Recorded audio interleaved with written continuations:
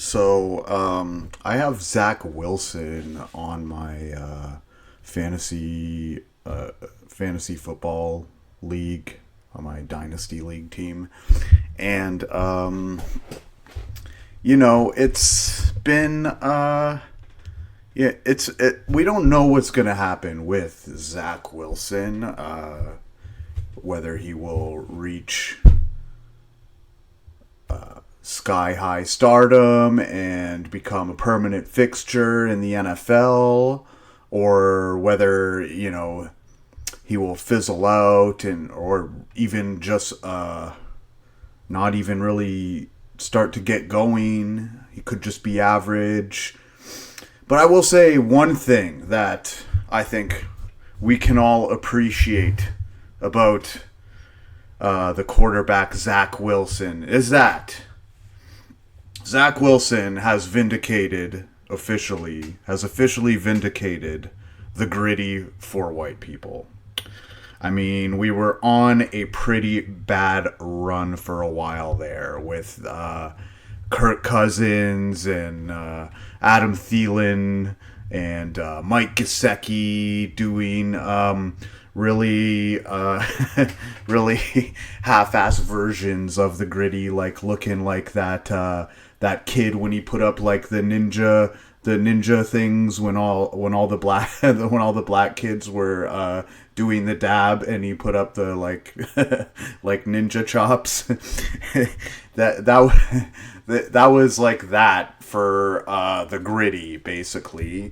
And also there was the Adam Schefter tearing his meniscus while attempting to perform a griddy.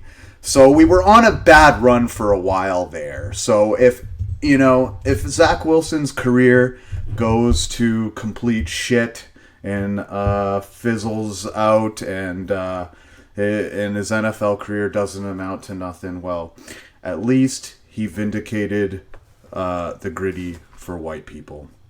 Ladies and gentlemen, this is the World According to Kyle podcast.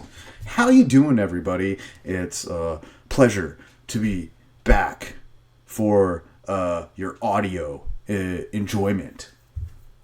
You can find me on the following platforms under the following @ you can find me on YouTube at Kyle Max, Twitter at Kyleverse, TikTok at Kyleverse, Instagram at KyleMax86, Reddit TWA2K. If you have any questions for the show or topics that you would like to see covered, slide into one of my DMs. LMK, Right now you can find me on YouTube. You can find me on Spotify, iHeartRadio, and RSS. So please check me out, like, and subscribe if you want to see more TWA2K spread into the universe, more consistent episodes.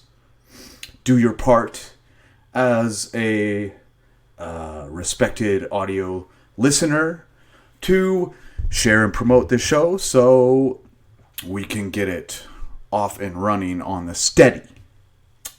So, I hope y'all been doing good. I have been doing great. Had concert that I went to, had traveled back home for Thanksgiving dinners, multiple Thanksgiving dinners, which was pretty awesome. I had about 3 or 4 separate Thanksgiving dinners, it achieved the desired results. In fact, I was riding with one of my friends, and she had mentioned that I gained weight, which it looked like I gained weight, which I was like, good, because I was trying to. So and I guess the effect of the multiple Thanksgiving dinners really worked well. For you American listeners, I mean, yeah, our Thanksgiving has already happened. It happened on like the October 14th or something, Monday, whatever Monday that was, happened to be. So, yeah, it's been, I've been busy. I've been very busy lately, so, I'm trying to get these episodes out while I can. This is actually a football Sunday. We're going right before the games start, but I wanted to make sure I got out a podcast for all of you guys. So maybe I'll put on the games and have like sort of like a live watch. I'm gonna try and get the audio going into my ears so that there's no copyright issue, and I can kind of listen to the game while I'm still doing the podcast. But I digress. Let's get into it all. We got a lot to cover. There might be two eps today. This is the TWA2K, the world according to Kyle. This is your hour of power, right? So it takes a lot out of you, boy. I have to fucking bring my A game, and I might just do 2 hours today. We might do 2 eps today, cause I'm in a rush to complete my 2 episodes per month podcast commitment. I'm hitting it close enough either way, so I mean, I'm not gonna be too disappointed. This is a really fucked up year for me life-wise, and for me to even get the ball on the green, so to speak, was like a damn near miracle this year, considering all that has happened. Maybe one day we can go into it in the pod, but that would not be... That's like TWA2K 100, maybe later. So let's get into it, y'all. My first topic was I wanted to talk to you guys about the concert that I just went to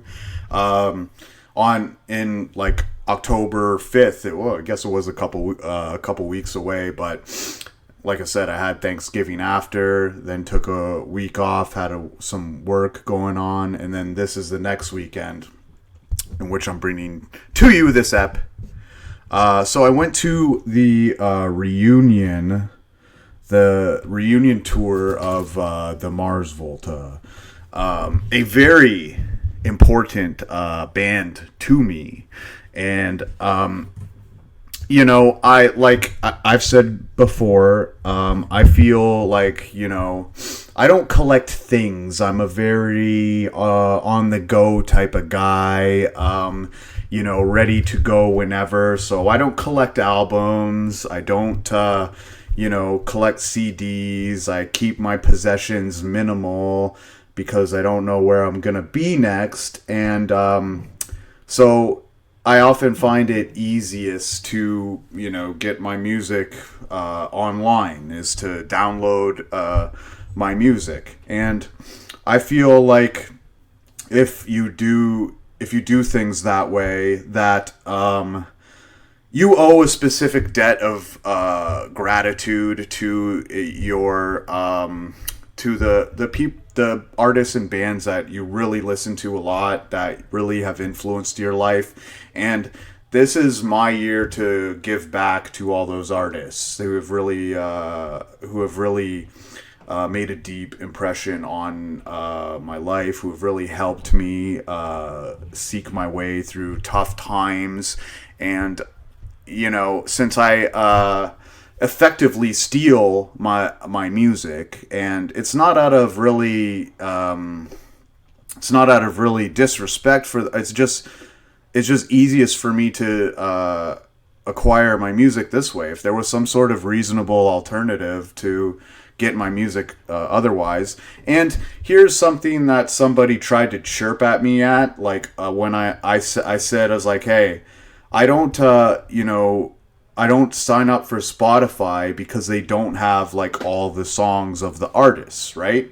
And so someone tried to clap back saying, "Oh, I don't support the artists." Like, you support the artists when you're on Spotify, do you? I think you support Joe Rogan more than you support the artists. Artists ain't getting shit from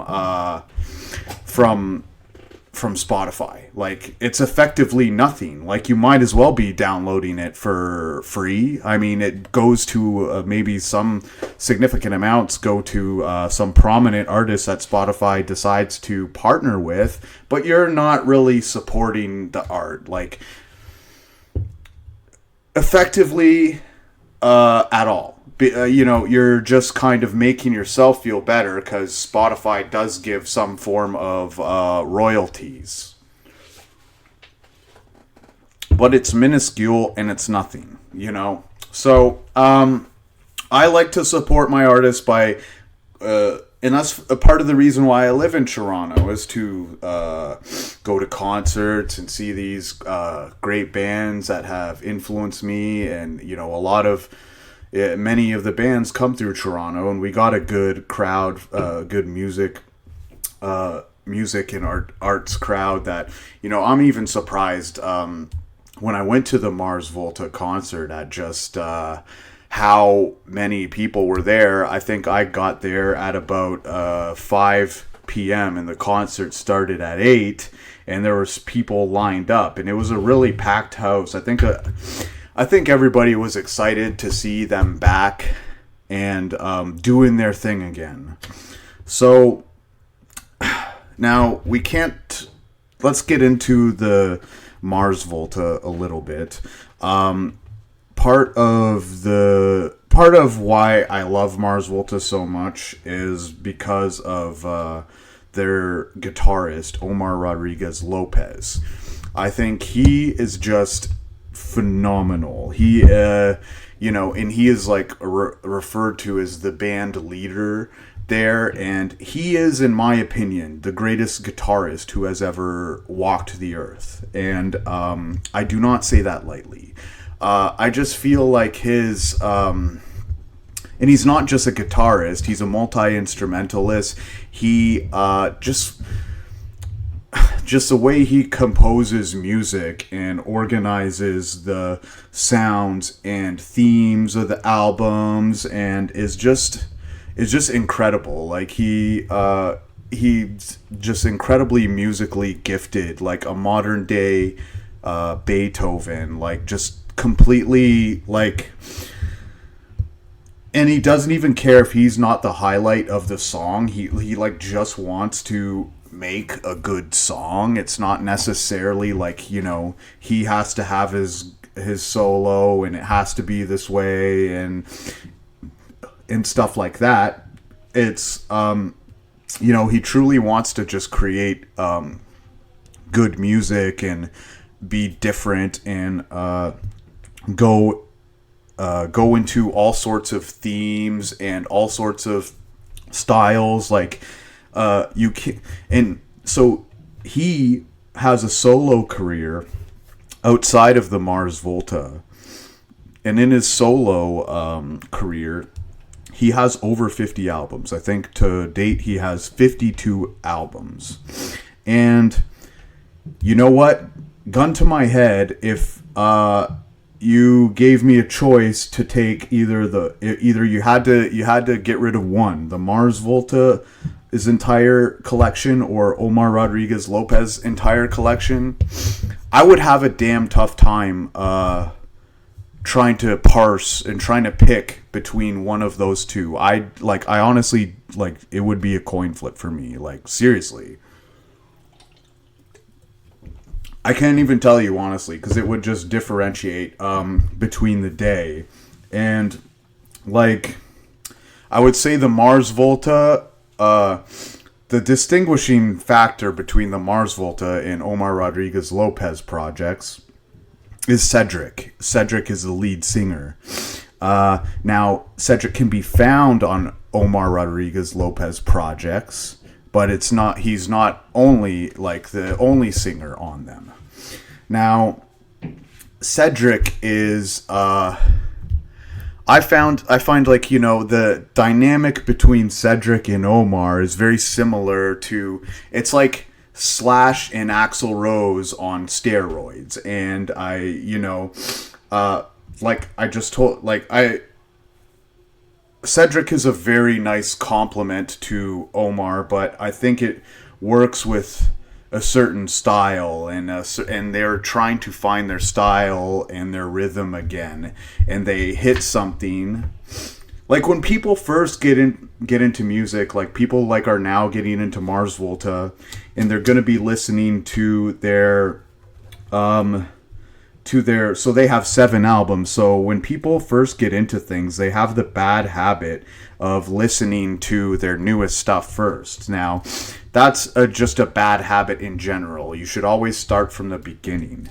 Now, you definitely do not want to start from the newest stuff with the Mars Volta, because so they have 7 albums. Their first 4 albums are like absolute masterpieces. The first 3 are masterpieces. Their 4th is great. It's solid. The 5th and 6th are largely forgettable, and the 7th, their most recent one, I think is better than the 5th and 6th. But it wasn't great. I think that it's in a right direction, though. I think that the 5th and 6th albums that are forgettable, in my opinion, are Nocturnicate and Octahedron. And the only song that I really liked out of both those projects was The Malkin Jewel. Now, the 7th, the album, which is just titled The Mars Volta, it has some good stuff on there. And it left me wanting more, which the Octahedron and Nocturnicate did not leave me wanting more. Now, this album, I thought, like, they have a couple tracks, Blacklight Shine, Graveyard Love, which are really good. I thought Graveyard Love, it ends very abruptly, and I thought that it would transition into like maybe a second track that was still part of the same track, and it was like a longer song, because oftentimes they will do that. The Mars Volta, they'll have like there's this song Cassandra Gemini, which is like a 5-part song. It's 32 minutes long, but it kind of like it's one song, right? So they'll often do that, and it kind of ended abruptly, and it was only like 4 minutes long, which for a Mars Volta project, like their good songs are like are 7 minutes and longer, and that it kind of goes against the mainstream notion of just 3.5 minute verse chorus type of music that's presented now, right? But I would also say that the ability to make longer songs displays a greater level of skill in music. Like to be able to captivate someone's attention and think longer distinguishes you from someone who can just think inside of generic structures of how music is created. So the newest album had me kind of, I wish those songs were longer, and I felt like it was a step in the right direction for the Mars Volta, where the past 2 albums were kind of just a mess, and lacked a sense of like theme, and a sense of direction and identity. But I'm glad to see them back. I'm glad to see them performing, and they seem to have a good understanding of what the audience wanted when they played their concerts. I guess their concerts before they broke up were very, they very much emphasized playing a lot of their new stuff.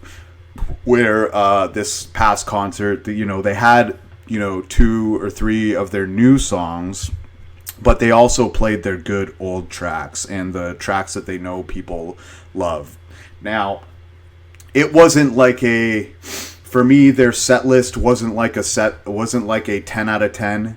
It was like a 6 or 7 out of 10, but it wasn't like a 2 or 3 out of 10. You know, but there could be all sorts of factors towards that, like the people who are in the band touring with them and the types of things the drummer can and can't do. So it's a little bit maybe dependent on the band that is there or the people that are there and performing with them. But, you know, they had a decent grasp of their some of their good tracks. The one track they played that can be argued as one of their best songs, I think reasonably argued as one of their best songs, is they played Sigmund Vismund or Cygnus Vismund Cygnus is the name of it. It's a 12-minute song that's like pretty, you know, incredible, and I believe that was on Francis the Mute album, if I'm not mistaken. So that is incredible, amazing song. It's not my favorite song by them. So now let me push you into the right direction if you are getting into the Mars Volta. Now, my favorite album by them is Amputecture, which is a portmanteau of you know, different words, like, you know, amputate, technology, architecture. Like, it's a combining of multiple words. Now, Amputecture, in my opinion, is probably like one of the greatest rock albums of all time. It's thematic. It has 3 tracks which are very standout and very you could argue 4 tracks that are very standout and very like just incredible modern rock songs. Like, definitely the best rock of the 21st century, in my opinion. So let me start with what I think is my favorite song of all time, which is my number one song of all time. Like, you know, gun to my head, what I put number one as my favorite song that has ever been invented. Period. That's any century. And that is Day of the Baphomets. It's just such an incredible, it's very like jazz influenced, but it's heavy rock, and the instrumentals are incredible. It's impossible to like be bored throughout the song. It has no lulls. There are like 4 different there are 4 different solos in it. It's just like it's a 12-minute long song, but you're like, it's like you're not like, it's not boring at any point. It's just all very different. Like, if I had to point to a song which would be like the perfect song, it would be this. It is just a fucking grand slam of a song. It's everything you want in a song. You know, and I'm a very long attention span person. I like my average like I have over 1,000 songs, say, on my SD card, and the average length of song for me is over 4 minutes and 30 seconds. Now, I imagine it's much lower it's probably 3, you know, at least in the 3-minute mark for a lot of people, if not less. So, that is the number one song. If you want to check, you know, what I think is the greatest song ever to have been created, it is the Day of the Baphomets by the Mars Volta. And they have 3 other incredible songs on this album, all 10 minutes or longer. Tetragrammaton, Mecha Amputecture, and Viscera Eyes.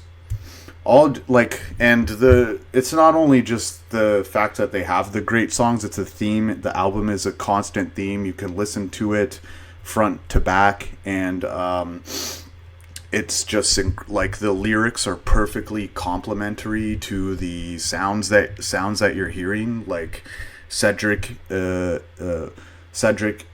Bixler Zavala is just like the perfect complement to Omar's guitars and the synths and the drums and the bass that they have is just it's all working together. And definitely I would say a top 10 album of all time, a top 5 album of all time, with the Day of the Baphomets being the number 1 song of all time. My second favorite album by them is Deloused in the Comatorium. Another, you could listen to it all the way through. The songs are lesser in length, but the longest song, Cicatriz ESP, is the best song on this album. And it's 12 and a half minutes long. But it's a great album front to back. The Deloused in the Comatorium, with songs like Roulette Dares, Drunk Ship of the Lanterns, This Apparatus Must Be Unearthed, Take the Veil, Serpent Taxed. Amazing album. My third favorite album by them is Francis the Mute. Now this is the one that has the Cassandra Gemini, the 32-minute long song, the 5-part 32-minute long song. It also has Cygnus Vismon Cygnus on this. Lavia Kez. Sorry, I'm probably butchering that. That is another, 12 and a half, 13-minute long song that is just incredible. It has essentially only 5 songs, but there are many parts to the songs. But you have to listen to it as one. It's like, it's one long song, even though it's broken down into parts. And their fourth great album is The Bedlam in Goliath, which I think kind of maybe goes underrated a little bit, and has people kind of view that as a denouement of the Mars Volta. But they had really great songs on it, like Goliath and Abernicula those are really great tracks. So, holy shit, it's almost half an hour just talking about the Mars Volta. So, real quick, I want to go over also the solo career of Omar Rodriguez Lopez. And now many people that I see on the internet have not listened to as much stuff of his that I have. And, I'll give anything that he puts out an honest listen. But he does have 52 albums. Now, there's a lot of gems, absolute gems on here. One of his solo albums I would consider to be one of my top 5 favorite albums of all time. A top 5 greatest album of all time ever, in my opinion.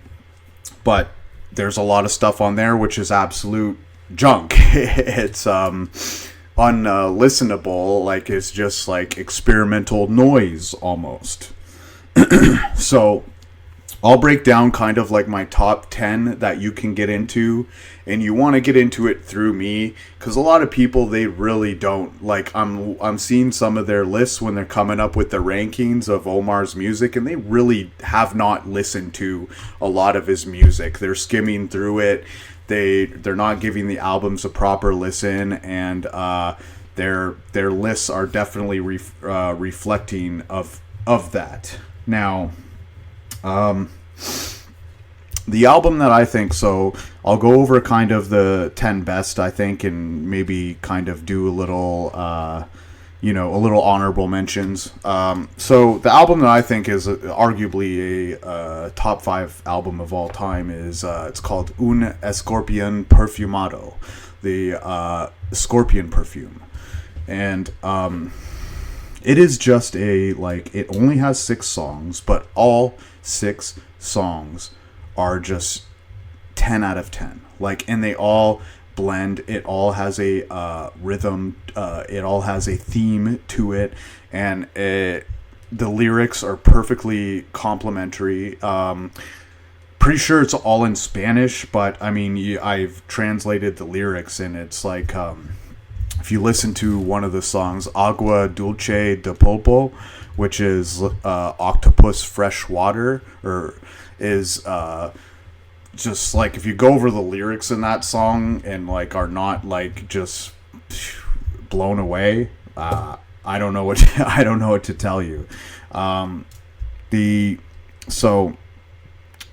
There's another song on there, Il Diablo y la Terra, which is a just an incredibly melodic just instrumental piece that has this dynamic between the guitar and the drums that are just kind of contrasting. The drums are incredible in this. It's a asynchronous drumming where he constantly is changing his notes just minorly, but keeping in within rhythm. It is just mind-blowing. One of the most perfect albums I have ever listened to. If you are only gonna create a 6-song album, and that is how you create a 6-song album. If you're only going to put out 6 songs, have it be that. So the number 2 favorite album of Omar's solo career is called Old Money, and it is coming to Halloween, and Old Money is definitely the most Halloween album. It's horror show. It's just this, it's all instrumental, and it is just these really kind of really kind of atmosphere, creepy ambiance, but great guitar riffs, but kind of just a dark Halloween. It reminds me of, those albums you used to listen to that had the fucking Monster Mash on them. This is a modern avant-garde version of that. Those Halloween albums that this is a great album to listen to during this season, the Halloween season. So plug that on front to back if you want some nice funky creepy horror show vibes, but it's applicable to any day. I just think straight up it's a good album to listen to, but I think it's a very Halloween, it's a very it complements Halloween a lot also. My third favorite album from Omar's solo career is Sepulcros de Mael, which translates into Honey Tunes. And now this is a 7-song album, but it's effectively one song. So it's one long, 30-minute song, which you cannot listen to this album in the pieces. You have to listen to it all the way through. And it's really incredible. It really, if you start playing it and you're just vibing during the day or doing something during the day, you can just lose track of, boom, that was half an hour. I can't believe it. It's absolutely incredible. It's definitely the best most longest song that I have. I can't say that. I have some others I would like to argue in there. We've been going on pretty long with this, so maybe I'll save the best albums that are effectively one long song list for another pod. But that you need to check out. It's all instrumental also. So the other albums that I would recommend that you check out are Se Dice Bisonte No Buffalo, It's all from pretty much all from their earlier Omar's earlier solo releases. So Se Dice Bisonte No Buffalo. The second one, Omar Rodriguez, just titled Omar Rodriguez. You can also check out The Apocalypse Inside of an Orange, another great album. The title track from there is fucking just incredible. If you have taken a few puffs of something or had a few munches of some mushrooms, and yeah, check that out. Cryptomnesia, Ciencia de lo Amor, Xenophanes, Sworn Virgins is a newer one that I liked, but primarily I like it because it has one of the best songs from Omar's solo venture, which is called... It's 2 songs combined on the album. Like on the album, it's separated into 2 songs, but you have to listen to it as one because it functions. It's it hears out as one. It's called Pineapple Face. Not Even Toad Loves You. Just fucking amazing. Couple others that Mantra Hiroshima you can listen to, which is really good. What else have we got here? Mega Ritual. Mega Ritual is really good. Oh, and this is really good, and it's probably one of the best album names of all time. Absence Makes the Heart Grow Fungus. True story. And what was the other one? What was the other one that I wanted you guys to check out? Solar Gambling. Solar Gambling is also another good one. So that should help get you started. A lot of people will get you. A lot of people in their rankings of Omar albums are just very questionable. Very questionable as to how they arrived at their decision. So, you never know what to expect with his stuff. It's some of it's very jazzy, some of it's hard, some of it's very dancey, some of it like you just really never know what you're getting into. It's always a surprise, and that ultimately is why I will argue him as the greatest guitarist of all time, the greatest musician of all time with anybody. Well, I'll because I can go over right now. I have just skimmed through his stuff. I have only skimmed through his stuff, and let me tell you exactly how much music I have of his from just skimming through his collection. So let me just get it here. Okay, so I have 106 songs, which totals 8 hours, 16 minutes, and 52 seconds. And that's me being nitpicking. That's me nitpicking through his shit.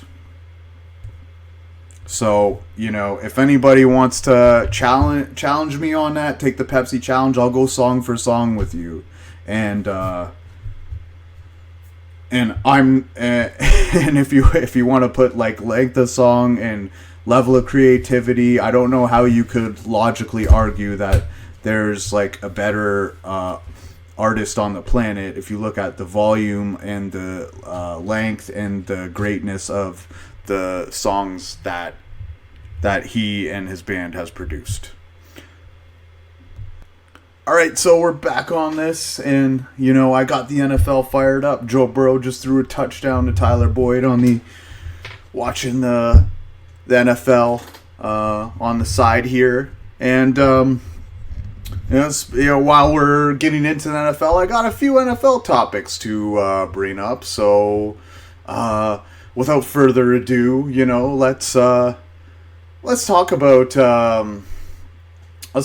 some football.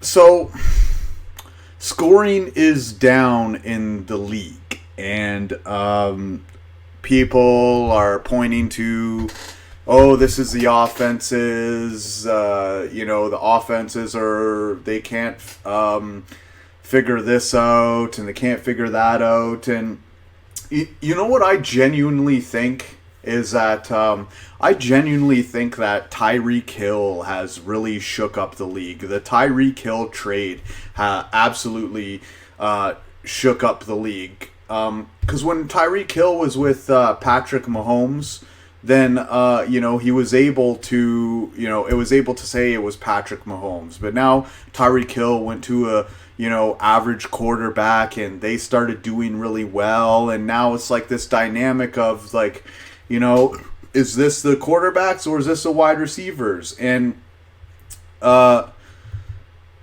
NFL scoring has gone down a lot, but people want to blame, oh, it's the quarterback, so it's the offenses, it's the coaches. You know what happened to NFL scoring? Here's what happened to the NFL scoring. Jalen Ramsey is what happened to NFL scoring. Marshawn Lattimore, Sauce Gardner is what happened to NFL scoring.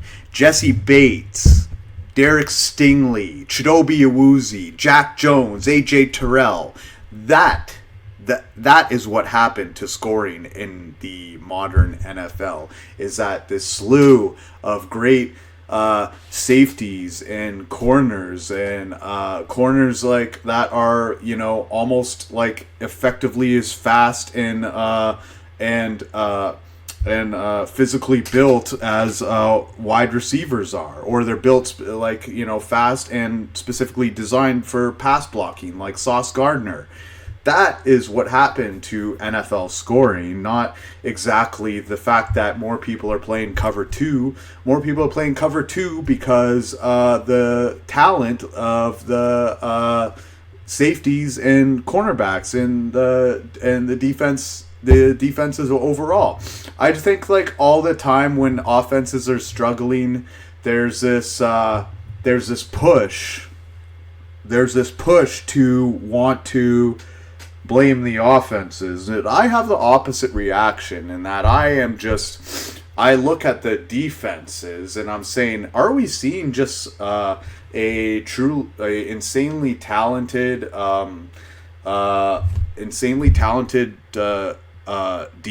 defenders coming out of these drafts and producing immediately? And yes, we have. I just named you like 10 guys off the top of my head who were just absolutely lights out defenders who whoever they're guarding is like not an option to like play when to look at, So let's, before we criticize the offenses, let's praise the defenses for a second. Let's praise these defenders for just being, absolute lights out studs. And I think coaching is lagging behind a little bit, so I wouldn't necessarily, like, there aren't that many elite coaches in the NFL. There aren't that many great coaches in the NFL, I should say. There are definitely more great quarterbacks in the NFL than there are great coaches. I'm damn sure of that. Now, I have a proposition here for a moment. I would like to kind of play NFL Matchmaker. I want to kind of, match up things that should be together, given the circumstances of the dynamics of the situation. Now, we're going to see how Mac Jones plays right now, but I definitely thought that Bailey Zappi had a better game than Mac Jones has ever had in his career with that game against who was it that they played last? Cleveland. But I think that he played better than that game than I've ever seen Mac Jones play. The ball, just think that and I did pick him up in fantasy because I think he's really good. I paid $21 to make sure I got him off of off of the waiver wire. 21 out of my $100, and I got him, and he performed. So we'll see what happens, but I have a proposition to make that I think would make everybody happy.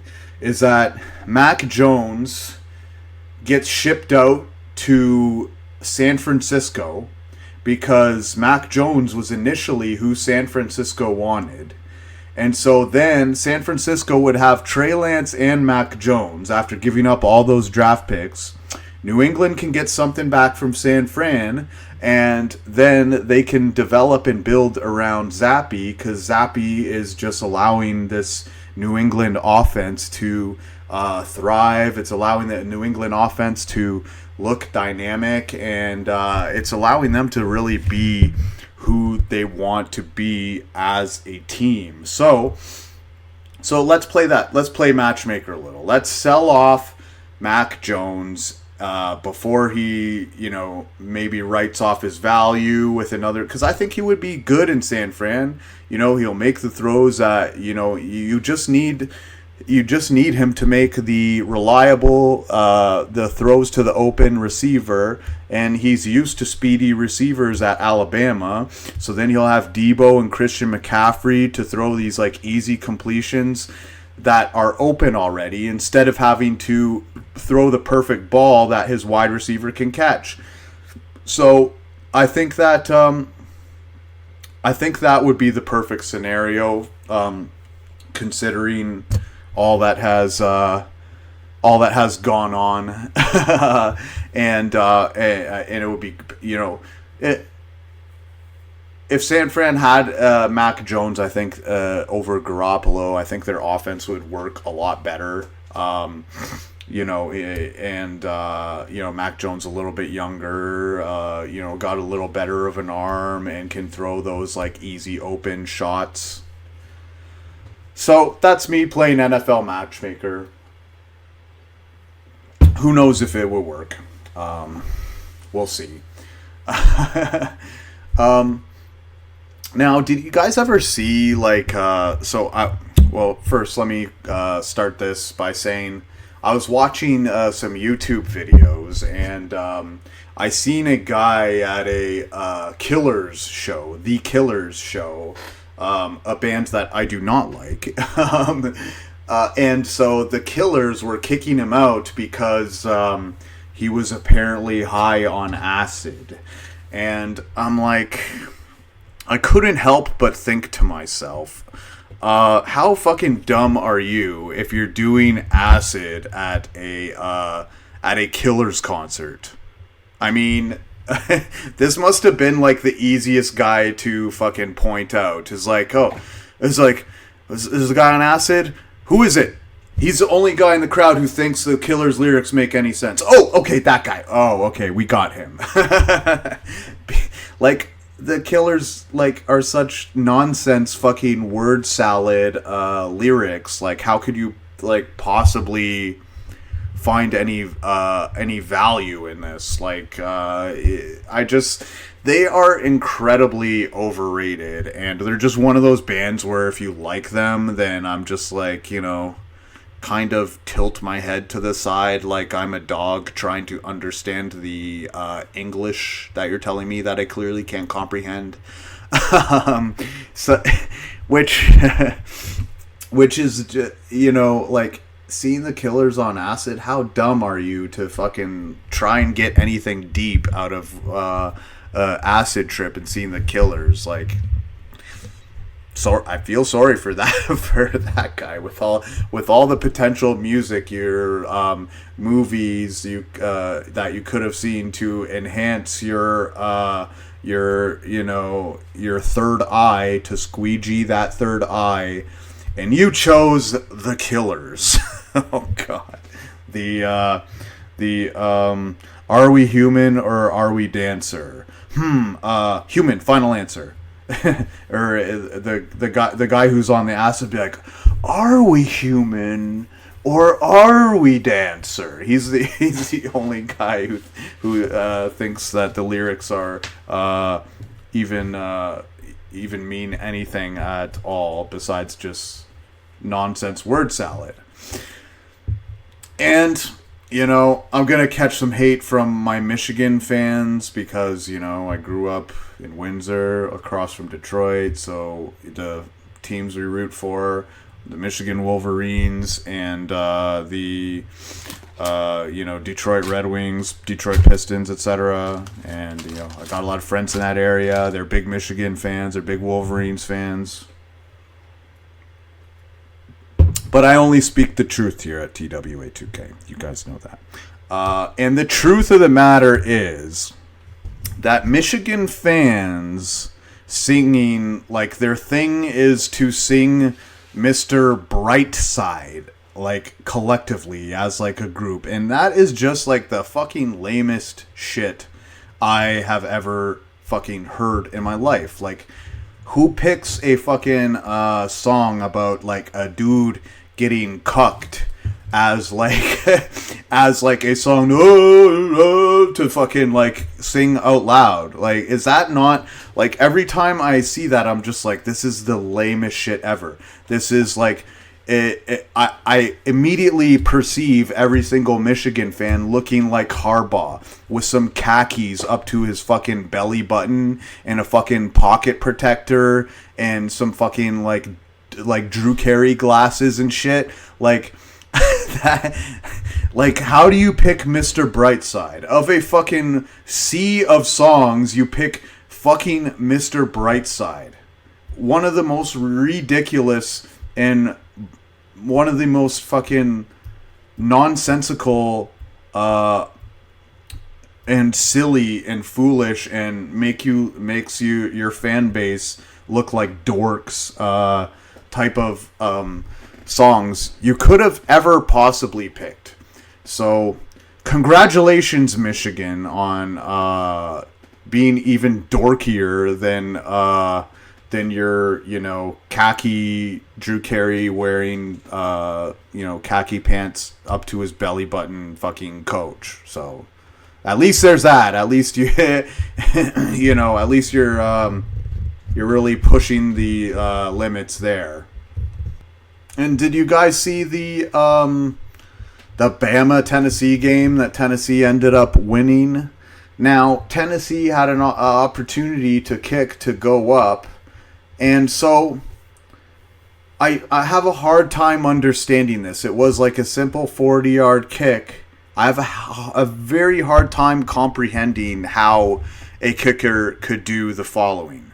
Now, this kicker, what he did, how does a kicker go wide right, kick the ball wide right when he's kicking it from the right hash?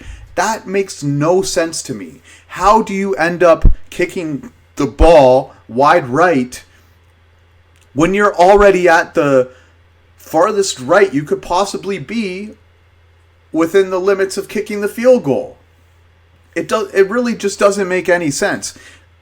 If you're going to miss it, okay, you pushed it too far and miss it wide left. But how do you have such little angle on the ball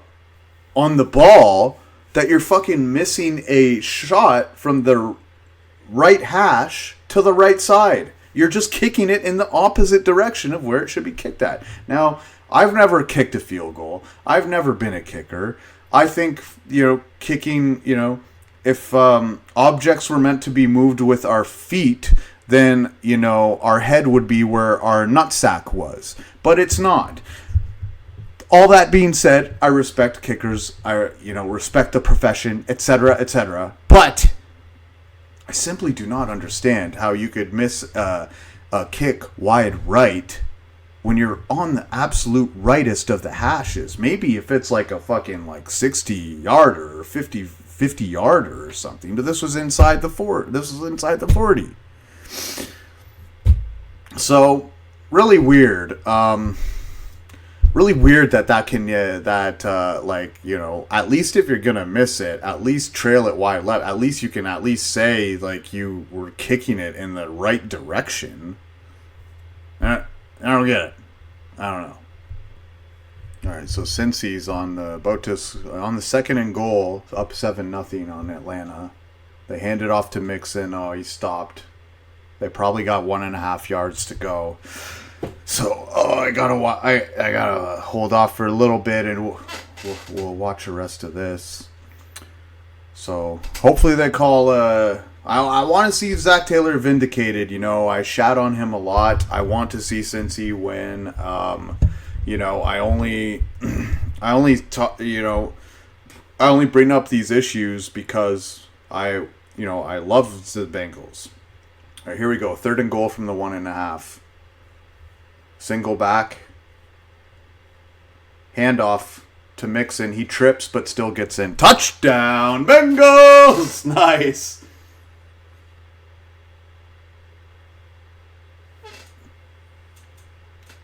Nice, Joe. Joe to Joe. The Joe to Joe connection. Let's go, Cincy. Nice. It's a nice little stretch they've Mixon almost trips. Mixon almost trips after fucking receiving the handoff. Fucking trips on the fucking trips on the 1 yard line and still fucking makes it in there. That's good, man. I'm really happy with how Cincinnati's offensive line has played. I just, I want to see their coaching just start to really just not fuck things up. They just got to be optimal, good at optimal play calling, better at optimal play calling, and I really hope they get it together. I don't want to see Zach Taylor fired. I want to see him thrive, and that's why I bring up the criticisms, is because I love this team and I want to see this team succeed, but I also am not delusional. I also have to be a realist. I have to be real and I have to be honest about the situation, because at the end of the day, hey, that's all coaches was honest with me. I was never, a super athlete, and what do? They didn't have me in important situations because it would have fucked them up, so it's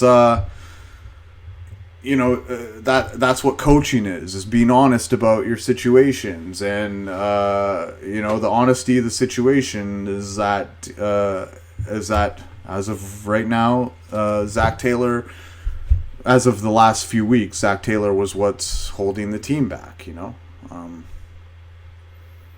Aaron Rodgers, he does not feel good. He's holding his hand. His hand does not feel great. It was noticeably bothering him last week, and it's looking like it's even more bothering him this week. So, now one other thing I wanted to talk about on the first episode. Maybe I do the second one later today. We're gonna watch a little football. Maybe I do the second one next week on Friday or something. But the other thing that I wanted to talk about was, I guess Twitch had a conference, or had like a Twitchcon or something, where like the popular Twitch streamers came, and so I found out about this accident there, and so I found out like I seen this highlight in the news that a Twitch streamer, popular Twitch streamer, yada yada yada, breaks her back by jumping into foam pit that wasn't all that foamy, and so at first I thought, oh damn, that sucks, but so later I figure out that, this isn't just any ordinary Twitch streamer. This is a famous porn star. This is a chick named Adriana Chechik. Well, I didn't mean to make that rhyme, but it is a famous porn star named whose porn name is Adriana Chechik. And now I'm like thinking about this a little bit differently. I mean, like, you know, this is not just any average porn star. I mean, like, this is like the, you know, she's not just like the filthiest and she's not like the hottest, but she's the filthiest, she's the hottest, filthiest super slut that you could think of. Like, she has that perfect combination of like both she's really hot and she's just super slutty. And like, you know, maybe here I have a suggestion to Twitch. You know, maybe next time you could maybe put the 20th filthiest hot slut to jump into the foam pit to test it first. Maybe like, how is you know, like, how is she like testing this shit out and you don't even have it and it's not even fucking foamy? Like, do you know how much that woman can do in like she's probably going to be out of it for like 2 years. She broke her back in 2 places. Do you know how much content she can produce in 2 years and the level of filth she can contribute to the to the lonely man spank bank in that fucking time frame? I mean, this is a crime against humanity, and Twitch must fucking pay. This is not good. You know, it's, you know, maybe throw even if he wanted to throw the filthiest slut in there, the number one filthiest slut in there, or the number one hottest slut in there. I'm good with that. There's lots of hot sluts. There's lots of filthy sluts. But there is no filthiest hot slut. And why don't, like, this is just a unfapthomable lack of oversight by Twitch. And I'm really a little bit angry about it. I'm getting a little too angry about this, and perhaps revealing a little more about myself than maybe I should. So, on that note, we're going to end the first part here. We're going to end TWA2K 30 right here, and we'll be back with 31 either later today or early next week. I haven't decided if I feel up to it yet. Or I got a pork shoulder fucking smoking in my oven right now. I gotta check up on that. Gotta make sure my dinner is right for tonight. All that fun stuff. So, I will see you guys very later. But until then, that was the World According to Kyle podcast.